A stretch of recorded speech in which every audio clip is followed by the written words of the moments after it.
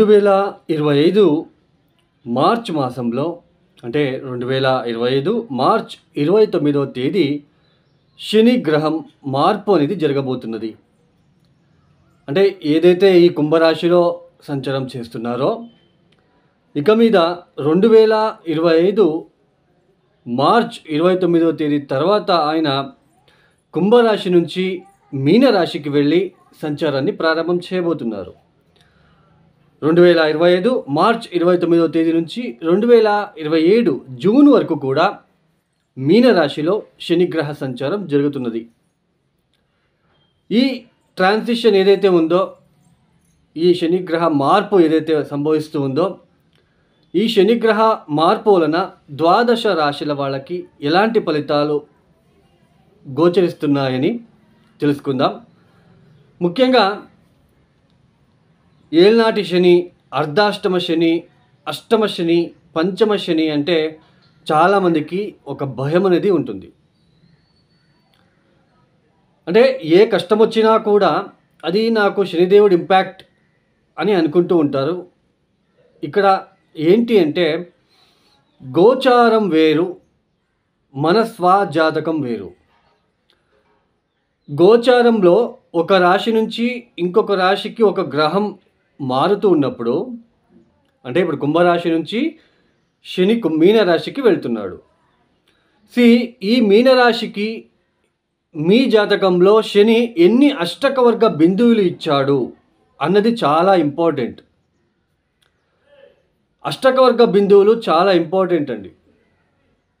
ఇప్పుడు పాపగ్రహాలైన అంటే శని కావచ్చు, కుజుడు కావచ్చు, ఇలా రాహు కావచ్చు, లేదా సూర్యుడు కావచ్చు, 3, 6, 11వ స్థానాలు తర్వాత దశమ స్థానంలో కూడా మనకి శుభ ఫలితాలు ఇస్తారని మనకి తెలుసు. లాభస్థానంలో ఏదైనా, ఇప్పుడు లాభస్థానంలో శని వచ్చాడు అంటే లాభస్థానంలో శని రాగానే పూర్తిగా శుభ ఫలితాలా? అంటే లాభస్థానంలో శని రాగానే పూర్తిగా శుభ ఫలితాలు అని చెప్పుకుంటూ ఉంటాం. బట్ శని లాభస్థానంలో వెళ్ళినప్పుడు అశుభ ఫలితాలు అయితే ఉండవు. బట్ పూర్తిగా లాభం ఇస్తాడా, మిక్స్డ్గా ఉంటుందా, మీడియంగా ఇస్తాడా, ఇలా మనం ఎలా తెలుసుకుంటాము? అష్టకవర్గ బిందువులు ఏ 0, 1, 2 ఇచ్చి బలహీనపడి ఉంటే ఆ గ్రహం ఇచ్చే ఫలితాలు చాలా మటుకు తగ్గుతాయి. 4, 5, 6 ఇలా ఆ గ్రహం ఆ ఇంటికి సంబంధించిన ఏదైతే అష్టకవర్గ బిందువులు ఎక్కువ ఇచ్చి ఉన్నప్పుడు ఆ గ్రహం యొక్క ఫలితాలు అనేది పూర్తిగా ఒక జాతకుడికి అందుతాయి. ఇప్పుడు గురువు కూడా అంతేనండి. లాభస్థానంలో గురువు వచ్చాడు, గురుబలం ఉంది, ఆయన ఎంతవరకు బలిష్టంగా ఉన్నాడో ఆయన ఆ స్థానంలో అష్టకవర్గ బిందువులు చూసుకోవాలి. తర్వాత శని లాంటి గ్రహం ఒక రాశి నుంచి ఇంకొక రాశికి, ఇప్పుడు మీనరాశికి వెళ్ళి సంచారం చేస్తున్నారు. మీ జాతకంలో గనక మీనరాశిలో ఏ సూర్యుడో, శనికి సంబంధించిన శత్రుగ్రహాలైన ఏ సూర్యుడో, ఏ కుజుడో, ఏ కేతు లాంటి గ్రహాలు ఉన్నప్పుడు, వాళ్ళ దశ జరుగుతున్నప్పుడు శని వెళ్తే అక్కడ వెళ్తున్నాడు. ఇప్పుడు మీ జాతకంలో ఒక వ్యక్తి జాతకంలో మీనరాశిలో కుజుడు ఉన్నాడు అనుకోండి, కుజమహాదశ జరుగుతున్నది, ఇప్పుడు శని ఆ ఇంటికే వెళ్తున్నాడు. సో డిస్టర్బెన్స్ ఏర్పడుతుంది. సో ఇది అండి, గోచారంలో ఇట్లా గ్రహాలు వచ్చినప్పుడు మన దశాభుక్తి ఏమైనా టచ్ అవుతున్నాయని చూసుకోవాలి. ఈ ఏళ్నాటి శనిలో అంటే చంద్రుడున్న రాశి నుంచి వెనక్కి రాశి, చంద్రుడున్న రాశి అంటే ఇప్పుడు మీనరాశికి వెళ్తున్నాడు. ఇప్పుడు మీనరాశి నుంచి వెనక్కి రాశి ఏది? 12వ స్థానము కుంభరాశి. కుంభరాశిలో 2.5 సంవత్సరాలు, మీనరాశిలో 2.5 సంవత్సరాలు, మీనరాశి నుంచి నెక్స్ట్ హౌస్ ద్వితీయ స్థానం అక్కడ 2.5 సంవత్సరాలు, అంటే మొత్తం 7.5 సంవత్సరాల పాటు. ఈ 7.5 సంవత్సరాలలో మధ్యలో ఏదైతే ఉందో చంద్రుడి మీద శని సంచారం ఏదైతే ఉందో, ఈ 2.5 సంవత్సరాలు చాలా మందికి నెగిటివ్ ఇంపాక్ట్ ఎక్కువగా ఉంటుంది. చంద్రుడు మనసు కారకుడు, కుటుంబ కారకుడు, సంతోష కారకుడు, అందులోనే మానసిక సంతోషం ఇచ్చే గ్రహమే చంద్రుడు. అలాంటి చంద్రుడి మీద, చంద్రుడు ఉన్న రాశి మీద శని పరిభ్రమణ అనేది ఆ మనస్సు అనేది చాలా ఇబ్బందులు, అపవాదాలు, ఆ మానసిక సంతోషం తగ్గి వైరాగ్యంతో మనము ముందుకు సాగుతూ వెళ్ళవలసిన ఒక ప్రమేయం, అపవాదాలు పడుతూ, అవమానాలు అనుభవిస్తూ, కుటుంబంలో హ్యాపీనెస్ లేకుండా అన్ని విధాలుగా మనము ఒక ఇబ్బందులు పడుతూ వెళ్ళాలి. ఆ సమయంలో దశాభుక్తి ఏం జరుగుతుందో చూసుకోవాలి. దశాభుక్తి ఫేవరబుల్ ఉంటే సో మేనేజ్ చేసుకుంటూ వెళ్తారు. ఒకవేళ దశాభుక్తి ఫెయిల్ అయ్యి ఇలా కూడా ఉన్నట్టు కనుకైతే ఏదైతే ఉందో ఇప్పుడు జన్మరాశిలో శని సంచారం చేసేటప్పుడు అది నెగిటివ్, ఈ దశాభుక్తి బాగాలేదు అంటే ఒక వ్యక్తి చాలా తీవ్రమైన ఇబ్బందులు పడుతూ అంటే ఎట్లా ఉంటుందంటే మనకి జీవితం వద్దు, జీవితం మీద విరక్తి పడేలా చేస్తాడు. శని అంటే రిస్ట్రిక్షన్ ప్లానెట్. తర్వాత ఈ ఏళ్ళనాటి సమయంలో పరిహారాలు కూడా చాలా సింపుల్ పరిహారాలు అండి.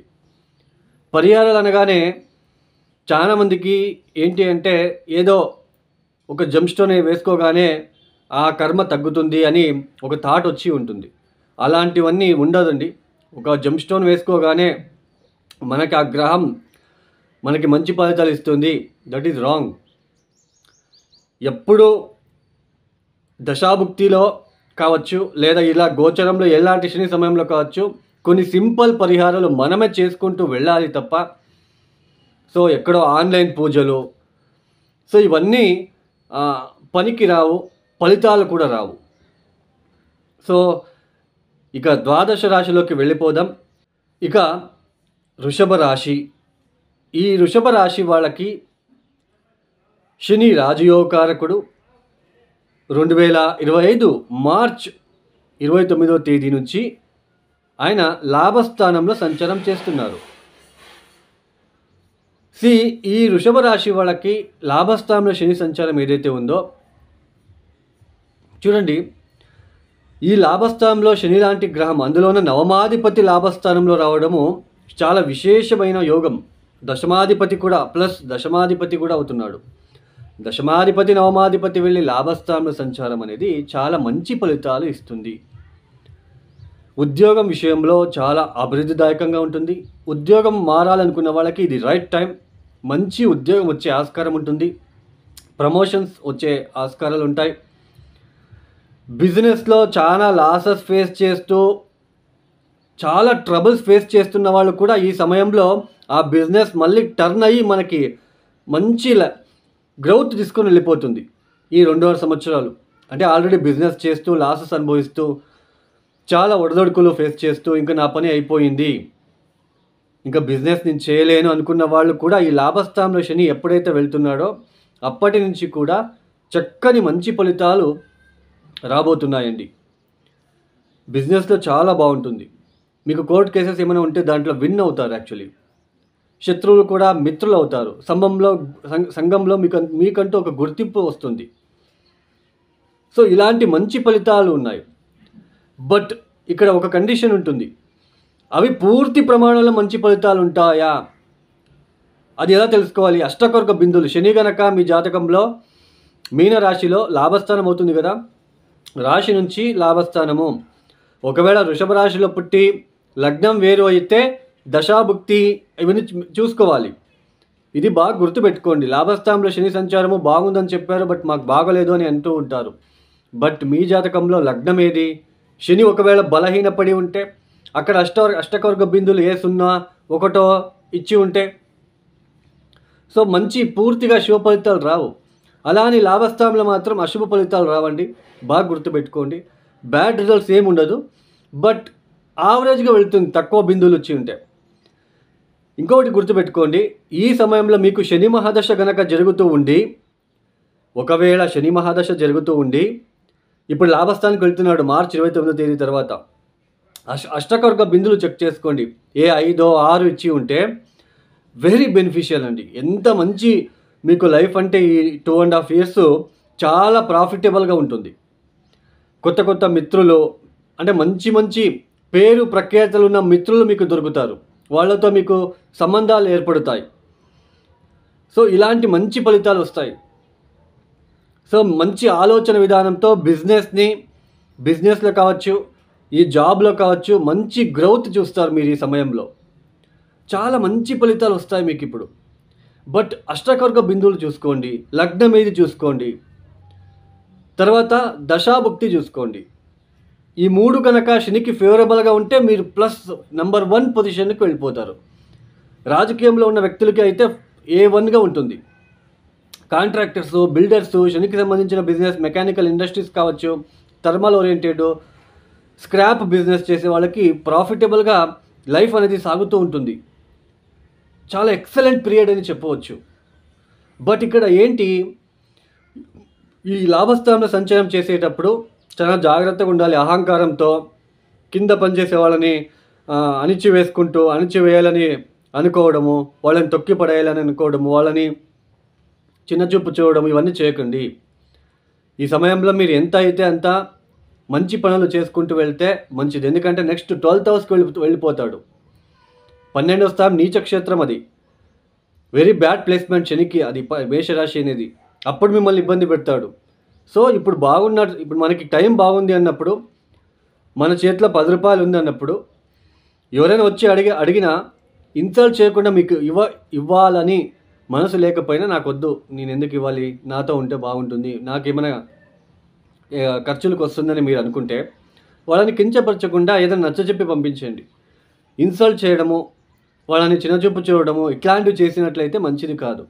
ఇది గుర్తుపెట్టుకోండి, శనికి నచ్చని పనులు ఇవన్నీ. సో మీరు జాగ్రత్తగా ఈ సమయము మంచి లైఫ్ని లీడ్ చేస్తూ, వీలైనంత వరకు అంగవైకల్యంతో ఉంటున్న ఆశ్రమాలకు వెళ్ళి తగిన సహాయ సహకారాలు అందిస్తూ, మంచి పనులు చేసుకుంటూ, లేబర్స్ని, కార్మిక సోదరులని మంచిగా చూసుకుంటూ మీరు వెళ్ళినట్లు కనుకైతే చాలా మంచిది. ఈ రెమెడీస్ అంటే ఇంకేమీ ఉండదండి. అంగవైకల్యంతో ఉన్న ఆశ్రమాలకి మీరు ఎంత సహాయం చేసినా అంతే మంచిదే. వృద్ధాశ్రమాలకి వెళ్ళి మీరు ఎంత సహాయం చేస్తే మీకు అంత మంచిది. ఈ యొక్క వీడియో మీకు నచ్చితే లైక్ చేయండి, షేర్ చేయండి, సబ్స్క్రైబ్ చేసుకోండి. సర్వే జనో సుఖినో భవంతు. ధన్యవాదములు.